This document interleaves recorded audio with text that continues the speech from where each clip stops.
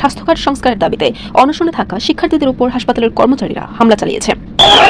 সমন্বয়কদেরকে হাসপাতালের মধ্যে ঢুকাইয়া র্যাম্প পেদাইছে কর্মচারীরা, মানে হাসপাতালের কর্মচারীরা।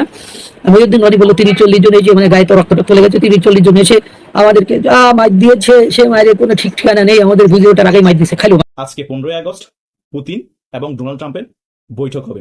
সেই বৈঠক হওয়ার পরে বিশ্ব রাজনীতির অনেক কিছুই পরিবর্তন হয়ে যাবে, আর সেটার এফেক্ট বাংলাদেশও দেখা যাবে। প্রধান উপদেষ্টা প্রফেসর ডক্টর মোহাম্মদ ইউনূসের কি যেন হয়েছে, তার স্বাভাবিক হিসাব নিকাশ এর মধ্যে তিনি আর নেই, তিনি এখন অন্য জগতে চলে গেছেন। 15ই আগস্ট নিয়ে জেদাই খান পান্নার একটা আহ্বান ছিল জাতির উদ্দেশ্যে যে আপনারা যে যার মতন করে 15ই আগস্ট পালন করেন, এবং তাকে তিনি কোনো কর্মসূচি ঘোষণা করেননি এবং আওয়ামী লীগের কোনো কর্মসূচিতেও তিনি পার্টিসিপেট করেননি। আসসালামু আলাইকুম রহমতুল্লাহ। প্রিয় দর্শক, নতুন এক ভিডিওতে আপনাদের সকলকে স্বাগত। প্রিয় দর্শক, আপনারা জানেন যে আজকে 15ই আগস্ট, আজকে বাংলাদেশে অনেক কিছু হয়েছে। প্রিয় দর্শক, আপনারা ভিডিওর শুরুতেই ভিডিওর বিশেষ কিছু অংশ দেখে আপনারা বুঝতে পারছেন। প্রিয় দর্শক, তার মধ্যে যে গুরুত্বপূর্ণ একটি বিষয় যে ঢাকা 32 নম্বর বাড়ি। প্রিয় দর্শক, এই বিষয়ে খুবই গুরুত্বপূর্ণ নিউজ আছে, আপনারা একে একে সম্পূর্ণ ভিডিওগুলো দেখবেন, তাহলে আপনারা সম্পূর্ণ বিষয়ে বিস্তারিত জানতে পারবেন। চলুন আর কথা না বাড়ি, একটি লাইক দিয়ে আমরা সকল বিশ্লেষণ করে আলোচনাগুলো একে একে দেখে আসি। চলুন। মাননীয় প্রধান উপদেষ্টা প্রফেসর ডক্টর মোহাম্মদ ইউনূসের কি যেন হয়েছে, তার স্বাভাবিক হিসাব নিকাশ এর মধ্যে তিনি আর নেই, তিনি এখন অন্য জগতে চলে গেছেন। সুফিজম বলতে একটা ডিসকোর্স আছে, সেখানে ফানাফিল্লা বাকাবিল্লা আছে, বিভিন্ন হাল আছে, মাকাম আছে, মাকামে মাহমুদ, মাকামে নাসুদ, মাকামে লাহুদ, এরকম অনেক হাল আছে। এবং মুরিদদের এই বা যারা সুফিজম চর্চা করে একটা স্টেজ অতিক্রম করতে হয়। আপনি জিকির করতে করতে, আমল করতে করতে নানান স্টেজ অতিক্রম করেন, নানান মাকাম আপনি অতিক্রম করেন। এরকম করতে করতে একদম সর্বশেষ স্টেজ হচ্ছে ফানাফিল্লাহ। আবার নানান স্টেজ আছে। আপনি যদি একদম তরিকতের সর্বোচ্চ মাকাম ফানাফিল্লাহ পৌঁছে যেতে পারেন, তাহলে আপনার উপর শরীয়ত লাগে না। কোনো কোনো ডিসকোর্সে এটা বলে, কোনো কোনো স্কুলে এটা বলে সুফিজমের স্কুল। কারণ আপনি তখন আল্লাহর অস্তিত্বে বিলীন হয়ে গেছেন, আপনি আর আপনি নাই, আপনি নিজে কিছু বলেন না, কিছুই করেন না, আল্লাহ যা বলে করে ওইটি আপনি। এই জন্য ওই স্টেজে পৌঁছানোর পর আপনি যদি বলেন আমি আল্লাহ, তাহলে কোনো সমস্যা নাই। আমি এটা শরীয়ত বলছি না, আমরা এটা সমর্থন করি, এটা হচ্ছে সুফিজমের কথা। যেমন মনসুর হাল্লাজ বলেছিল আনাল হক, মানে আমি আল্লাহ, তখন তো সবাই তাকে ধরেছিল তুমি তো শিরক করেছো। কিন্তু এটা ব্যাখ্যা হচ্ছে যে মনসুর আল্লাহ তো ফানাফিল্লাহ হয়ে গেছিল, ওটা তো আসলে মনসুর আল্লাহ বলেনি। মনসুর আল্লাহ বলতে কিছু ছিল না, আল্লাহ এবং মনসুর এক হয়ে গিয়েছিল, অতএব ওটা কোনো সমস্যা না। তো প্রফেসর ইউনূসের এরকম হাল মাকাম চেঞ্জ হয়েছে, তিনি এখন অন্য কোনো গোত্রে ফানা হয়ে গেছেন, ফানা ফিল বিএনপি। প্রফেসর ইউনূসের কথাবার্তা, ফরেন পলিসি, দর্শন অবিশ্বাস্যভাবে চেঞ্জ হয়েছে। যেমন আমরা একজন মুসলমানকে যদি দেখি, বড় আল্লাহর ওলি, নামাজ পড়েন, তাহাজ্জুদ পড়েন, সারা রাত অল্প একটু ঘুমান, এক অজুতে কয়েকদিন নামাজ পড়েন, সেই লোককে যদি দেখি হঠাৎ নামাজ পড়ে না, তিনি বলেন যে আমি আল্লাহ, আমার নামাজ লাগে না। কারণ কি? সে তো ফানাফিল্লা হয়ে গেছে, মানে সর্বোচ্চ স্টেজে পৌঁছে গেছে। তা আমরা স্বাভাবিকভাবে শরীয়তের দৃষ্টিতে অনেকে আশ্চর্য হবে যে কেমন, কত বড় আল্লাহর ওলি ছিল, সে আমার নামাজই পড়ে না, সে বলে যে আমার নামাজ লাগে না, আমি ফানাফিল্লা হয়ে গেছি। তো ইউনূসের অবস্থা হচ্ছে এখন এরকম। কত সুন্দর সুন্দর কথা বলতেন, সংস্কারের স্বপ্ন দেখাতেন, ভারতের আধিপত্যবাদের বিরুদ্ধে সে 7 সিস্টার্সের কথা আসলে খোঁচা দিয়ে ভারতকে চেপে ধরতেন, আর ভারতে দৌড়ি নড়াচড়া শুরু হয়ে যেত, ইউনূসকে ক্ষমা চাইতে বলতো, প্রত্যাহার করতে বলতো বক্তব্য, মানে ভারতে ঘোল খাওয়াতেন। সে ইউনূসের এখন কি যেন হয়েছে, ওই সুফিজমের মাকামের মতো। তিনি যেন কোন স্টেজে, কোন হালে চলে গিয়েছেন। ইউনূস আর ইউনূস না, ইউনূসের সে আগের চরিত্র, আগের কিচ্ছু আমরা দেখি না। এখন আর সংস্কারের কথা বলেন না, এখন আর ভারতের আধিপত্যবাদের বিরুদ্ধে বলেন না। এখন যা বলেন এটা শুনলে আপনাকে ইউনূস মনে হবে না। দেখেন মানব জমিনের রিপোর্ট, অবাধ নির্বাচনের প্রতিশ্রুতি, পাকিস্তান ও চীনের মতো ভারতের সঙ্গে ভালো সম্পর্ক চায় বাংলাদেশ। অবাধ নির্বাচনের প্রতিশ্রুতি, সংস্কারের প্রতিশ্রুতি আর দেয় না, সংস্কার কথাটাই ইউনূসের নাই, অথচ কোনো সংস্কার কিন্তু হয়নি। দ্বিতীয় হচ্ছে পাকিস্তান এবং চীনের মতো ভারতের সঙ্গে ভালো সম্পর্ক চায়, এ ধরনের কথা ইউনূস ক্ষমতা নেওয়ার পর অতীতে আর বলেছে না। ভারতকে সংশোধন হতে হবে, ভারত এখনো কথিত স্বৈরাচারকে আশ্রয় দিয়েছে, ভারতের মাটি ব্যবহার করে হাসিনা ষড়যন্ত্র করছে, এটা বন্ধ করতে হবে। ভারতকে এভাবে হুঁশিয়ারিমূলক কথা বলতো, এটা ছিল ইউনূসের স্বাভাবিক চরিত্র। কিন্তু না, এখন এমন আচরণ করছে যে একবারে পাকিস্তান চীনের সাথে মিলিয়ে ফেলেছে, পাকিস্তান চীনের মতোই চাই। ইউনূস না, এই লাইনে কথা তিনি বলার না, কি যেন হয়েছে। ওই যে মাকামে পৌঁছে গিয়েছেন তিনি, বিএনপিতে ফানা হয়ে গেছে। এই যে পাকিস্তান চীনের মতো ভারতের সাথেও ভালো সম্পর্ক চাই, এটা আমরাও চাই, সবাই চাই, কিন্তু এটা এখন বলার বিষয় না। যতদিন পর্যন্ত কলকাতায় আওয়ামী লীগ অফিস করে, আওয়ামী লীগের অফিস খুলে রাজনীতি করে, হাসিনা ওই দেশে বসে এখন উস্কানি দেয়, সেই জায়গায় হাসিনাকে ফেরত দেওয়ার কোনো কথা নাই, ষড়যন্ত্র বন্ধ করে নাই, আমরা এখনই ভারত সম্পর্কে একদম স্বাভাবিক কথা বলে দিব? এটা হয়? এটা হয় না, এটা মেনে নেওয়া যায়, এটা হতে পারে না। কিন্তু ইউনূস এমন ভাবে বলছেন যে না, হাসিনাকে ফেরত দিয়ে দিয়েছে, আওয়ামী লীগের অনেককে পুশব্যাক করেছে, ভারতের ভূখণ্ড ব্যবহার করে বাংলাদেশ বিরোধী কোনো তৎপরতা আওয়ামী লীগ চালাতে পারে না, প্রবলেম সলভড, বাচ্চারা হলে ফিরে যাও, অতএব ভারতের সাথে আমাদের সম্পর্ক হবে পাকিস্তান চীনের মতোই। বিষয়টা আজই এরকম। এটা স্বাভাবিক ইউনূস এরকম বলতে পারেন বা বোঝাতে পারেন? পারেন না, কিন্তু বলছেন তিনি।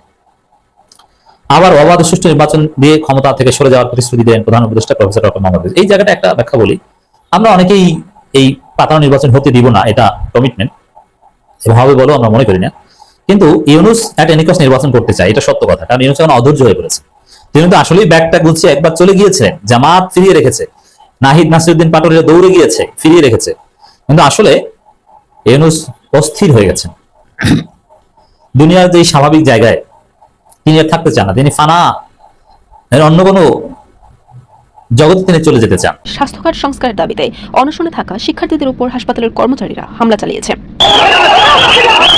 বরিশাল মানে সেই বরিশালের স্বাস্থ্য নিয়ে যখন আন্দোলন করছিল মহিউদ্দিন রানী, 5ই আগস্টের পরে তাকে দীর্ঘদিন দেখা যায়নি, ভাগের টাকা শেষ হয়ে গেছে, হয়তো বা আবার একটু ভাগের টাকা দরকার, সেই ভাগের টাকার মানে বা আরো কিছু টাকা পয়সা দরকার, নাইলে খাইবো কি করে, কোনো চাকরি বাকরি তো নাই, কোনো কাম কাজ তো করে না, চা বিক্রিও বন্ধ করে দিয়েছে। অর্থাৎ 5ই আগস্টের পরে আগে যে চা বিক্রি করে খাইতো, সে চা আর বিক্রি করে না, চাকরি বাকরিও আমার জানা মতো হয় নাই বা করে না, তাহলে সংসার কি তাকুই চলে। এই মহিউদ্দিন রনি কিছু সমন্বয়কদেরকে নিয়ে আন্দোলন করেছিল স্বাস্থ্য উপদেষ্টার বিরুদ্ধে। মানে স্বাস্থ্য উপদেষ্টা আমার পছন্দ না এবং ওনার উপদেষ্টা হিসাবে কোনো যোগ্যতা নেই, সেটাও আমি বারবার বলেছি, বিভিন্ন ভিডিওতে বলেছি। কিন্তু আজকে আলোচনার বিষয় হলো সমন্বয়। এখন এই সমন্বয়করা আপনারা জানেন যে আপনার এর দল, মানে সরকারেরই লোক, উপদেষ্টারই প্যানেলের লোক, যখনই তার বিরুদ্ধে মানে পদক্ষেপ নিয়েছে বা তার পদত্যাগ দাবি করেছে বা সেই ক্ষেত্রে স্বাস্থ্য খাতে আরো উন্নয়নের জন্য ডাক দিয়েছে, ব্লকেট কর্মসূচি, তখন প্রথম দফায় সেনাবাহিনী এবং পুলিশ প্রশাসনের সাথে তাদের ধাক্কাধাক্কি ঠেলাঠেলি হয়েছে। তারপরে বাংলাদেশের সেনাবাহিনী বর্তমান সময়ে আর ওই পুলিশ, এরা তো বর্তমান সময়ে অন্তত পক্ষে ওই কবি নীরব, ওই সমন্বয়কদের ক্ষেত্রে বা জুলাই যোদ্ধাদের ক্ষেত্রে কবি নীরব ভূমিকায় পালন করে থাকেন এবং ওই ক্ষেত্রে তাদের কোনো মানে শক্তি সামর্থ্য বল অস্ত্র শস্ত্র এগুলো কিছু থাকে না, এগুলো আমরা জানি।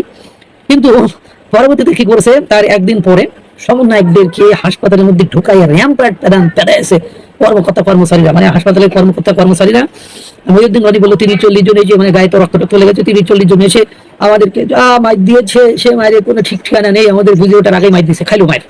আবার দেখুন 3টারে মানে অর্ধ জামা কাপড় ছিল, অর্ধলুঙ্গ করে ফেলেছে, হাসপাতালে বেডে বা শুয়ে আছে, আমাদেরকে বাঁচান, আমাদের মেরে শেষ করে দিয়েছে, এ করেছে তা করেছে, এবং বাকি যারা সমন্বয়ক ছিল তারা সেখান থেকে পালাচ্ছে। অর্থাৎ আপনারা বুঝতে পারছেন সমন্বয়কের মেয়াদ উত্তীর্ণ, মাঝে মাঝে বলে না সে ভুল বলছে, মেয়াদ উত্তীর্ণ গাঁদা খাইছে। সমন্বয়করা বছর পার হয়ে গেছে, তো তারা মেয়াদ উত্তীর্ণ হয়েছে, তারা যাদের শক্তি বল যেসব এক্সাম্পল উদাহরণগুলো দেখায়, মানে আহতদের কথা শুনে। কিন্তু আপনারা দেখছেন যে জুলাই গণঅভ্যুত্থানে আহত হয়েছে কারা, তারা অধিকাংশ স্টুডেন্ট নাই, শ্রমিক, এই সেই মানে বুড়ো হাবলা শ্রমিক, রিক্সাওয়ালা, ভ্যানওয়ালা, গার্মেন্ট শ্রমিক এরা। এবং জুলাই গণঅভ্যুত্থানের বর্ষপূর্তি উপলক্ষে 5ই আগস্টে জাতীয় পঙ্গু হাসপাতালে তাদেরকে দেখতে পর্যন্ত যায়নি সমন্বয়কদেরকে। মানে এখন মানে অন্যদের লাল টিকিট দেওয়া লাগছে না, লাল টিকিট সমন্বয়কদের সহপাঠী, সহকর্মী, সহযোদ্ধা তারাই দিচ্ছেন, ভালো লাগছে। আমরা বিগত দিনে অনেক ইউটিউবার ভিডিও করেছি, রাশিয়া, চীন এবং ইন্ডিয়া একত্রিত হয়ে গিয়েছে আমেরিকার বিরুদ্ধে।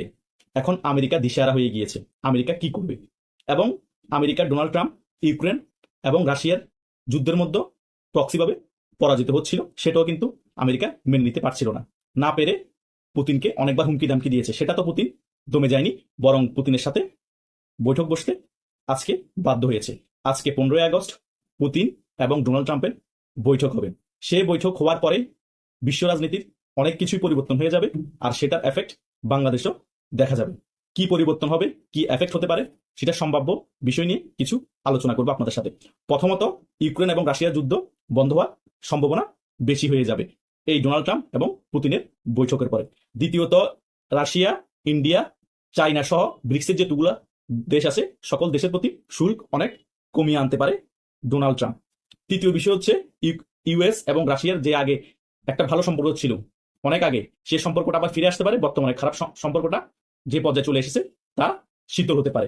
চতুর্থ বিষয় হচ্ছে যে ইউএস এবং ইন্ডিয়ার সম্পর্ক খুব তলানিতে গিয়ে ঠেকেছিল, সেটার অনেক ইমপ্রুভমেন্ট আসবে। সম্পর্ক ইন্ডিয়ার সাথে আগের মতো ভালো না হলো অন্তত এখন যে তলানিতে আছে তার থেকেও একটি ভালো পর্যায়ে চলে আসবে ইন্ডিয়ার সাথে আমেরিকার সম্পর্ক। পঞ্চম বিষয় হচ্ছে যে বাংলাদেশ ইস্যু। এখন বলতে পারেন যদি রাশিয়ার সাথে সম্পর্ক আগের থেকে ইমপ্রুভ হয়, ইন্ডিয়ার সাথে আমেরিকার সম্পর্ক আগের থেকে ইমপ্রুভ হয়, তাহলে বাংলাদেশের মধ্যে কি রাজনীতি পট পরিবর্তন বা রাজনীতি কি পরিবর্তন হতে পারে? বাংলাদেশের মধ্যে এত ভালো সম্পর্ক হলেও ইন্ডিয়ার সাথে এবং রাশিয়ার সাথে একটি সম্পর্ক আগের থেকে ইমপ্রুভমেন্ট হলো, বাংলাদেশে আহামরি অনেক বেশি রাজনৈতিক পট পরিবর্তন হবে না। জাস্ট নির্বাচনের আগে আওয়ামী লীগকে কিভাবে নির্বাচনে অংশগ্রহণ করানো যায় সেটার ব্যাপারে কিছু পরিবর্তন হতে পারে। কারণ বাংলাদেশের এখন কূটনীতিকভাবে অনেক জায়গার মধ্যে আমেরিকা ঘাঁটি গেড়ে বসেছে এবং আমেরিকা বিভিন্ন জায়গায় কিভাবে নির্বাচন হবে, কিভাবে আগামীতে কে সরকার আসবে, কিভাবে দেশ চালাবে, সকল কিছু নিয়ন্ত্রণ করছে। তাই এত সহজে ইন্ডিয়ার সাথে সম্পর্ক ইমপ্রুভমেন্ট হলো, রাশিয়ার সাথে সম্পর্ক ইমপ্রুভমেন্ট হলো, এই সকল বিষয়গুলা খুব তাড়াতাড়ি পরিবর্তন করা সম্ভব হবে না। সে কারণে আওয়ামী লীগকে এখন কিভাবে নির্বাচনে আনা যায় এবং আওয়ামী লীগ সহ একটি নির্বাচন কিভাবে দেওয়া যায়, হয়তো সেই সকল বিষয়ে ইন্ডিয়ার সাথে আগামীতে আমেরিকার আলোচনা হতে পারে, বা রাশিয়ার পুতিনের সাথেও এই ব্যাপারে আলোচনা হতে পারে। পুতিন যদি ট্রাম্পের বৈঠকের মধ্যে বাংলাদেশ ইস্যু তোলে, সে ব্যাপার নিয়ে আমরা কিন্তু অবাক হব না। কারণ পুতিনের খুব কাছের মিত্র হচ্ছে বাংলাদেশের যে রাজনৈতিক দল আছে আওয়ামী লীগ সেটা, এবং ইন্ডিয়ারও কাছের মিত্র হচ্ছে শেখ হাসিনা এবং আওয়ামী লীগ। কিছুদিন আগে আমরা শুনতে পেয়েছি ভ্লাদিমির পুতিনের সাথে শেখ হাসিনা ফোনালাপ হয়েছে এবং সেই ফোনালাপটি করিয়ে দিয়েছে ভারতের এনএসএ প্রধান অজিত দোভাল। তাই বিশ্ব রাজনীতিতে অনেক বেশি চেঞ্জ হয়ে যাবে সেটা বলবো না, কিন্তু অনেক ক্ষেত্রে আগের থেকেও অনেক কিছু চেঞ্জ করার চেষ্টা চলছে ডোনাল্ড ট্রাম্পের থেকেও, এবং রাশিয়া, ইন্ডিয়া, চায়না এই সকল দেশ মিলে দেশের মধ্যে যুদ্ধ অবস্থা আগের থেকেও হয়তো কমে যেতে পারে।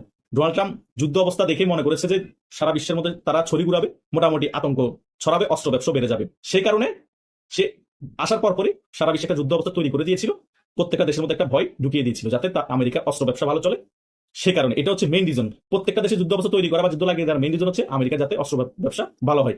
এখন বিশ্বের প্রত্যেকটা দেশের এখন একটা ভয়ভীতি চলে আসছে, আমার অস্ত্র প্রয়োজন, অস্ত্র মজুত না থাকলে যুদ্ধ লেগে গেলে আমরা কি করবো, এখন অস্ত্র কিনতে হবে। এখন হুমড়ি খেয়ে আমেরিকার কাছ থেকে অস্ত্র কিনতেছে, রাশিয়ার কাছ থেকেও যে অস্ত্র কিনতেছে না তা না, রাশিয়ার কাছ থেকেও যারা রাশিয়ার মিত্র আছে তারাও অস্ত্র কিনতেছে। মূলত যুদ্ধ অবস্থা তৈরির মেইন রিজন হচ্ছে অস্ত্র ব্যবসা আমেরিকা। এখন দেখতেছে যে যুদ্ধ অবস্থা বেশি তৈরি করলে হিতে বিপরীত হয়ে যাচ্ছে, বিশ্বের পরাশক্তি সবগুলা আমার বিপক্ষে চলে যাচ্ছে। তাই ওই নীতি থেকে সরে আসার জন্য চেষ্টা করছে ডোনাল্ড ট্রাম্প। তাই বিশ্বের যে কোনো জায়গায় যুদ্ধ যেভাবে লাগিয়েছে আগের বাইডেন সরকার, সেগুলো বন্ধ করার চেষ্টা করছে। সেজন্য পুতিনের সাথে এই বৈঠক।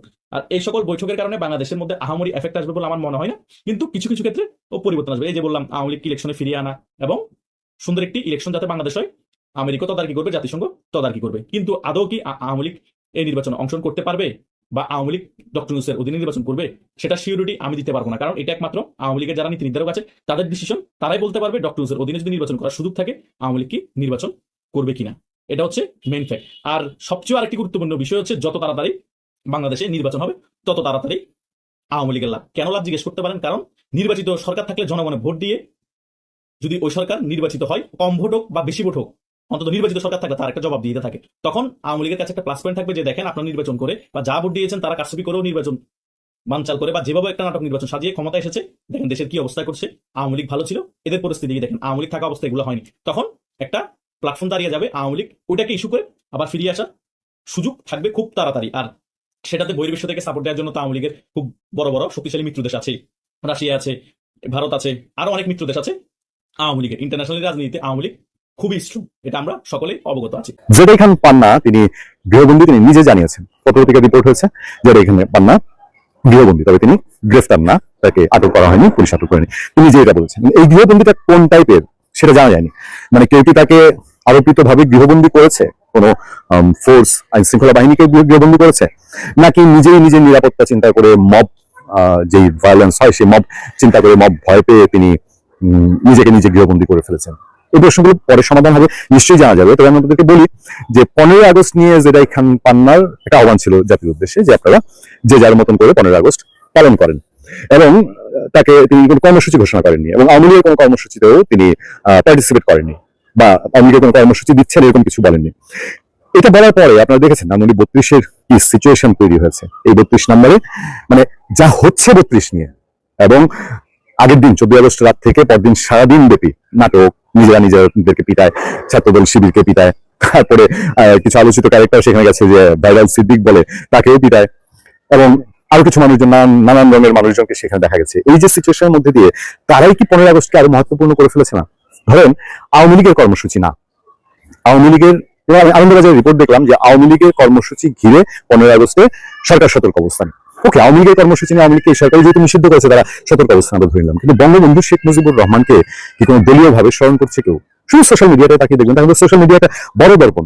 এই সোশ্যাল মিডিয়ায় বাংলাদেশের তারকারা পোস্ট দিচ্ছে, শুধু শাকিব খান হলে আমি বলতাম। সেখানে প্রসঙ্গে আমার একটু বলার আছে, শাকিব খান নিজে পোস্ট দিয়েছে, সে শোক জানিয়েছে বঙ্গবন্ধু শেখ মুজিবুর রহমানের প্রতি, এবং এটাই আলোচনা হচ্ছে সবচেয়ে বেশি। আমি এই প্রসঙ্গে একটু শুধু আপনাদেরকে বলি, আমার ধারণা ছিল শাকিব খান হয়তো এনটি আওয়ামী লীগ বা এনটি বঙ্গবন্ধু। সেটার কারণটা হলো, আমি একটা খুব নির্ভরযোগ্য জায়গায় শাকিব খানের খুব বিশ্বস্ত একজনের মাধ্যমে একটা ঘটনা জানতে পেরেছিলাম। 2018 নির্বাচনকে শাকিব খান সমর্থন করেছিলেন। সেই সমর্থনটা করার জন্য প্রধানমন্ত্রীর দপ্তর থেকে একজন ডিপিএস, আমি নাম বললাম না, শাকিব খানকে পরামর্শ দিয়েছিল যেটাকে সমর্থন জানিয়ে একটা বিবৃতি দেওয়ার জন্য। শাকিব খান সেটা রাজি ছিল না, কিন্তু পরে প্রধানমন্ত্রী দপ্তরের সেই চাপে সে বিবৃতি দেয়। এতে আমার ধারণা হয়েছিল যে শাকিব খান হয়তো এনটি আওয়ামী লীগ মানুষ, বা এরকম কিছু আমি শুনেছিলাম। একটা সময়ে শাকিব খান ছাত্রদল করেছেন, এরকম কিছু আমি তথ্য শুনেছিলাম বলছি। কিন্তু শাকিব খান আজকে পোস্ট দিয়েছেন। আচ্ছা, সেটা বিষয়টা এরকম, যদি কেউ ছাত্রদল করে, বিএনপিও করে, বঙ্গবন্ধু শেখ মুজিবুর রহমান আওয়ামী লীগেরও না, বিএনপিরও না, সেটা প্রমাণ হয়। আচ্ছা, তারপরে কণা পোস্ট দিয়েছেন, আরো আর্টিস্টরা অনেকেই, যেটা গত বছর চিন্তার বাইরে ছিল, এবার কিন্তু অনেকেই সোশ্যাল মিডিয়ায় শোক জানাচ্ছেন, বলছেন যে লোকটা আমাদের ফাউন্ডার, এই দেশের স্বাধীনতা এনে দিয়েছে, জীবনটাকে বিসর্জন দিয়ে তিনি স্বাধীনতা এনে দিয়েছেন, তাকে শোক জানাচ্ছে। ঘটনাটা ঘটেছে ওই যে সরকার সতর্ক অবস্থায় আওয়ামী লীগকে ব্যারিকেড দিতে গিয়ে পাবলিকের মনে কি ব্যারিকেড দিতে পেরেছে। তাজউদ্দিন আহমেদের একটা গল্প পড়ছিলাম, সে গল্পটা হচ্ছে এরকম, তাজউদ্দিন আহমেদকে যখন অর্থমন্ত্রীর পদ থেকে বঙ্গবন্ধু সরে গেলেন, তার বাসায় একদিন জাফর চৌধুরী গেলেন, গিয়ে দেখলেন তার ড্রয়িং রুমে বিশাল আকার বঙ্গবন্ধুর একটা ছবি। জিজ্ঞেস করলেন যে আপনাকে তো মন্ত্রী পরিষদ থেকে বের করে দিয়েছে, তারপরেও এই এত বড় ছবি। তাজউদ্দিন আহমেদ বলেছিলেন যে ক্ষমতা এবং রাজনীতির কারণে আমরা দূরে সরে গেছি, আমার রাজনৈতিক জীবনের প্রায় পুরোটাই মুজিব ভাইয়ের সাথে, তো ক্ষমতার কারণে আমরা দূরে সরে গেছি, কিন্তু আমার মন থেকে তো মুজিবকে মুছে ফেলা যায়নি। সেই টিমটা কি পোস্ট হচ্ছে গভর্নমেন্টের জায়গায়? খেয়াল করে দেখবেন, ধানমন্ডি থানার ওসি কৈশোরী মার্মা তিনি বলেছেন যে প্রেস সচিব যেভাবে নির্দেশনা দিয়েছেন সেভাবে কাজ করছে পুলিশ। মানে ঘটনা কিভাবে সম্ভব? একজন প্রেস সচিব পুলিশকে কিভাবে নির্দেশনা দিতে পারেন? প্রেস সচিবের যদি কিছু বলার থাকে, প্রধান উপদেষ্টাও যদি কিছু বলিয়ে থাকেন, তিনি তার কথা যদি কোথাও পার্শ্ব করা থাকে, তিনি পুলিশের আরো ঊর্ধ্বতন কর্তৃপক্ষকে জানাতে পারেন। কিন্তু ওসিকে যদি প্রেস সচিব বলে থাকেন ধানমন্ডি 32 নিয়ে এই করো, এখানে পাহারা বাড়াও, যেতে পারবে না, সে যেতে পারবে না, যে যাবে একেবারে বিন্দু পরিমাণ একটা মশাও যেন না যেতে পারে, এরকম না ব্যাপারটা? একজন প্রেস সচিব কিভাবে একটা থানার ওসিকে নির্দেশনা দিতে পারে? তো এই কাণ্ডের মধ্যে দিয়ে আলটিমেটলি এইবারের 15 আগস্ট, এই যে এখান পান্না গৃহবন্দী যেভাবে সেভাবে হোক না হোক, এটাকে কি তারাই আরো বেশি মহত্বপূর্ণ করে তুললো না? বিএনপি প্রসঙ্গ আসছে, আমি আসলে এই জায়গাটায় খুব বেশি সমালোচনা করতে চাই না। আমি জানি না যে এক হাত তারেক রহমানও দেখানোর চেষ্টা করেছেন কিনা যে আমার মারকে তো তোমরা দেখিয়েছো, আমার মার সাথে যা ঘটেছে এখন তোমার বাবাকে আমি দেখিয়ে দিচ্ছি, মৃত হোক আর জীবিত হোক। কারণ ধানমন্ডি 32 সামনে থেকে যারা স্লোগান দিচ্ছে, তারা স্লোগানের মাধ্যমে তারেক রহমানকে বার্তা দিচ্ছে যে আমরা দখল নিয়েছি 32 নম্বরে। এবং সেখানে যারা গেছেন আনুষ্ঠানিকভাবে বিএনপি না বললেও অনেককে চেনা গেছে। আমি গতকালকে হ্যান্ড মাইকে ঘোষণা করছে আওয়ামী লীগ থাকলে ভাগেন, একটা কন্টেন্ট আপনাদেরকে দেখিয়েছিলাম না? সে লোকটা আমরা যত খোঁজ পেয়ে জেনেছি সেটা হলো বিএনপি নেতা আমানুল্লাহ আমানের তার কর্মী এবং সমর্থক, খুব ডিরেক্ট মানুষ। তার মানে বিএনপির উচ্চ পর্যায়ের নেতারা কি নির্দেশনা দিয়েছেন? এখন বিএনপি কেন এই কাজটা করলো? অনেকে বলছে যে চন্দ্রিমা উদ্যানে বা জিয়ার মাজারে আওয়ামী লীগ তো কোনোদিন বাধা দেয় নাই, তাহলে এখন কেন 32 নম্বর দিয়ে নতুন প্রতিহিংসার বীজ? প্রিয় দর্শক, আপনারা একে একে সকল বিশ্লেষকের আলোচনাগুলো শুনলেন, অবশ্যই কিন্তু আপনারা বুঝতে পারছেন যে আসলে কতটা গুরুত্বপূর্ণ নিউজ ছিল। প্রিয় দর্শক, এখান থেকে আপনারা কি বুঝলেন, কি জানলেন, অবশ্যই কমেন্ট বক্সে জানিয়ে দেবেন। আরও এরকম নিত্য নতুন আপডেট নিউজ পেতে আমাদের এই চ্যানেলটি সাবস্ক্রাইব করে পাশে থাকবেন। ধন্যবাদ।